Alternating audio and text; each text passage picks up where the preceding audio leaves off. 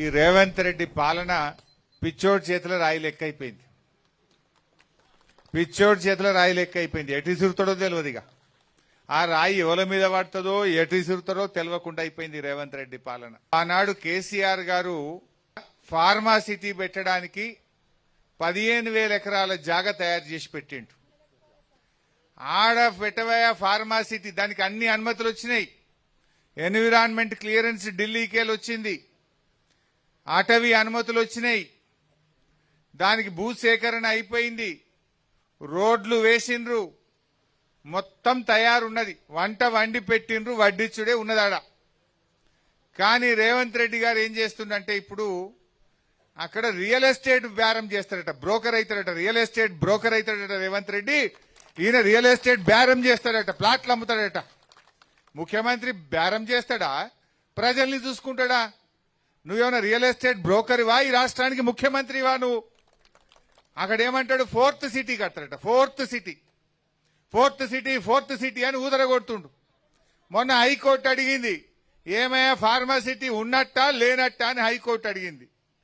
ఆడ మళ్ళీ ఏమైనా కింది మీద అవుతుందేమో అని ఉన్నట్టే అని హైకోర్టు కాగితం రాసిచ్చిండు. కానీ ఎన్ని ఎకరాల్లో ఉన్నట్టో చెప్తలేడు. ఆయన ఉపాయం ఏంది?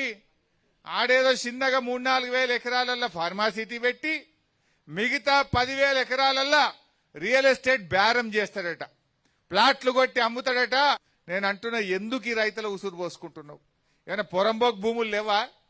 పనికిరాని భూములు లేవా? పంట పండని భూములు లేవా? ఇంత బంగారమోలే పంట పండేటువంటి ఈ భూముల మీద ఎందుకు పడ్డవు అని నేను అడుగుతా ఉన్నా. పోయి పెట్టు ఫార్మాసిటీ. ఆడ ఉంది కదా ఆల్రెడీ 15,000 ఎకరాల భూసేకరణ చేసింది. ఆ రోజేమో భూములు వాపస్ ఇస్తా అన్నావు. భూములు వాపస్ అన్న ఇయ్యి. లేదు అనుమతి వచ్చింది, అక్కడనే ఫార్మాసిటీ అన్న పెట్టు. మా వాళ్ళ మీద ఎందుకు పడ్డావు? ఇప్పుడు ఏమైంది? పిచ్చోని చేత రాయి లెక్క రాయి మన మీద పడ్డది. ఆ భూములనేమో రియల్ ఎస్టేట్ బేరం చేస్తారట. మన ఊరు భూములు గుంజుకొని ఈడ కంపెనీలు పెట్టారట. అంటే నిన్ను ముఖ్యమంత్రి చేసింది రియల్ ఎస్టేట్ బేరం చేయడానికా, రైతుల్ని కాపాడడానికా? మూసీ సుందరీకరణ అంటుండు. ఆడనేమో ఇల్లు గులగొట్టే పని పెట్టిండు. ఏదో మూసీని ఉద్ధరిస్తా అని ఆడ ఇల్లు గులగొట్టే పనేమో మూసీలో పెట్టిండు. ఈడ మన ఊర్లోనేమో భూములు కొల్లగొట్టే పని ఈడ పెట్టిండు. ఏందా ఇందిరమ్మ పాలన అంటే? ఇందిరమ్మ పాలన అంటే పేదోళ్ల ఇండ్లు గులగొట్టుడు, పేదోళ్ల భూములు కొల్లగొట్టుడేనా అని నేను అడుగుతా ఉన్నా రేవంత్ రెడ్డిని. ఇందిరమ్మ కాలంలో పేదవాళ్లకు గరీబీ హటావో అన్నది ఇందిరమ్మ. గరీబీ హటావో అంటే ఈయనేమంటుండు? కిసానోంకు హటావ్ అంటుండు, గరీబోంకు హటావ్ అంటుండు. మాకొద్దు ఈ పాలన అంటున్నారు ఇవాళ ప్రజలు. ఇవాళ రేవంత్ రెడ్డి ఈడేదో గవర్నమెంట్ భూములు వచ్చి ఉన్నాయని వచ్చినా అంటున్నావు. మరి నువ్వు ఆ రోజు ఏం చెప్పినావు వరంగల్ డిక్లరేషన్లా? వరంగల్ ఏం చెప్పినప్పుడు ఓట్ల ముంగట మేము వస్తే గవర్నమెంట్ భూములన్నీ పట్టాలు ఇస్తా అన్నాడు. ఇప్పుడు పట్టాలు ఇస్తా అన్నాడు, గుంజుకుంటున్నాడు. ఇప్పుడు ఎలక్షన్ల ముంగటనేమో పట్టాలు ఇస్తా, మీకు కూడా పట్టభూములు చేస్తా, గవర్నమెంట్ భూములు మీకు అన్ని హక్కులు ఇస్తా అని వరంగల్లో రాహుల్ గాంధీని తెచ్చి డిక్లరేషన్ చేసిండు. మరి ఆడున్నాడు రాహుల్ గాంధీ స్పందించును. ఆ రోజు నీతోనే చెప్పించిండు గవర్నమెంట్ భూములకు పట్టాలు ఇప్పిస్తా అని. నిన్ను నమ్మి ఓట్లేస్తే పట్టాలిచ్చుడు దేవుడు ఎరుగు, ఉన్న భూమి గుంజుకుంటున్నాడు. ఉన్న గోసి గుంజుకునే కాడికి తెచ్చాడు రేవంత్ రెడ్డి.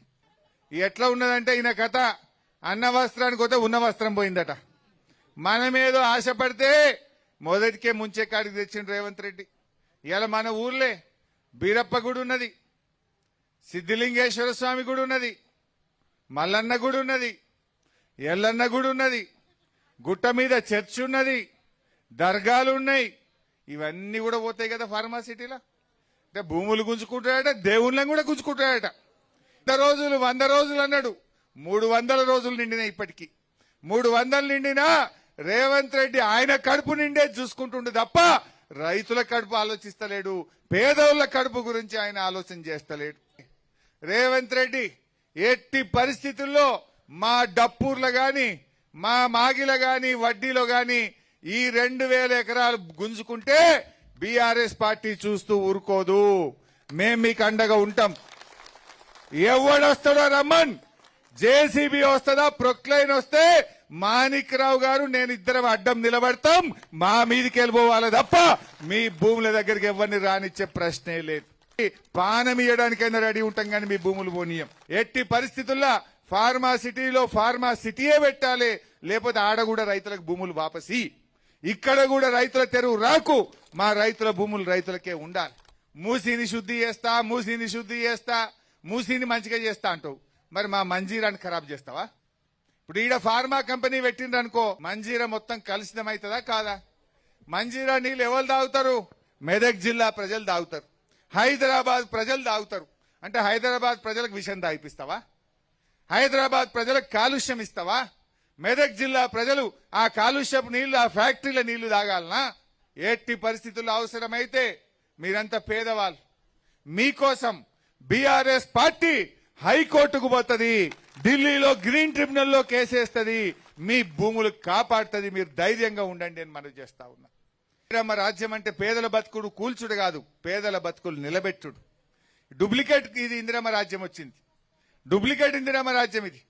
ఈ రేవంత్ రెడ్డి అందులో జొర్రిండి నడిమిట్లా ముఖ్యమంత్రి కావాలని అన్ని పార్టీలు తిరిగిండిన. ఆ ఏబీవీపీలోకి వెళ్ళి టీఆర్ఎస్ లో వచ్చిండు, టీఆర్ఎస్ లోకి వెళ్ళి తెలుగుదేశంలో దుంకిండు, తెలుగుదేశంలోకి వెళ్ళి కాంగ్రెస్ లో దుంకిండు. ఎండ్లన్నా దుంకుతాడు. బీఆర్ఎస్ పార్టీ ఏమో రైతులు బతకాలని చెరువు మంచిగా చేసింది, సబ్ స్టేషన్ పెట్టించింది. కాంగ్రెస్ వాడు వచ్చి భూములు గుంజుకుంటా అంటుండు. గుంట నక్కోలు వచ్చింది కొడుకులు. అస్సలు భయపడకండి, ధైర్యంగా ఉండండి. ధైర్యం మాత్రం కోల్పోవద్దు, ఎవ్వరు ధైర్యం ఏడవద్దు, ధైర్యం కోల్పోవద్దు. కొట్లాడదాం, కొట్లాడి పోరాడితే పోయేదేమి లేదు, బానిస సంఖ్యలు తప్ప అన్నారు. అంతే తప్ప మనం పోరాడితే మనకు పోయేదేం లేదు, మన భూములు మనకు దక్కుతాయి. మేమందరం ఉన్నాం కదా మీకు, మీరెందుకు ధైర్యం కోల్పోతారు? అస్సలు ధైర్యం కోల్పోవద్దు. మొత్తం బీఆర్ఎస్ పార్టీ మీకు అండదండగా ఉంటది. మీరు ధైర్యంగా ఉండాల్సినటువంటి అవసరం ఉందని చెప్పి మనవి చేస్తా ఉన్నాం.